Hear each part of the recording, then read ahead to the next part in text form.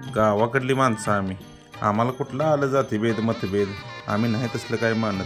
असं कार्यक्रम असलं की भले मग ते दुःखाचं असू दे नाही सुखाचं असू दे, सगळीजण एकत्र येऊन कुठलाच कार्यक्रम कधी पडत नाही. आणि कसं आहे शेवटी आधी खेडं मग गाव मग शहर, म्हणजे सुरुवात ही आपल्यापासूनच झाली. ठीक आहे, असतील काहीतरी तुम्हाला प्रॉब्लेम, तुमचं पर्सनली प्रॉब्लेम, पण कधीतरी महिन्यातनं एखादी बारकी बैठक करत जावा. यानं काय होतं, एक आठवडाभर किस्सा पण रमतो आणि एक प्रकारची आपुलकी पण राहते. म्हणजे कसं आहे, चार चौकात बसवाय उठाय असलं की बाबा हे दाव एकामेकाचं कळते ती, आणि आपलं जर का दुसऱ्याला सांगितलं तर बऱ्यापैकी दुखणी क्लिअर होती ती. एक माझं तर मत आहे, भले तुम्ही शहरात राहत आजचीला, पण एक आठवड्यातनं 15 दिवसातनं महिन्यातनं 2 महिन्यातनं का होईना असा एखादा गावाकडं कार्यक्रम असला तर आवर्जून जायत जावा.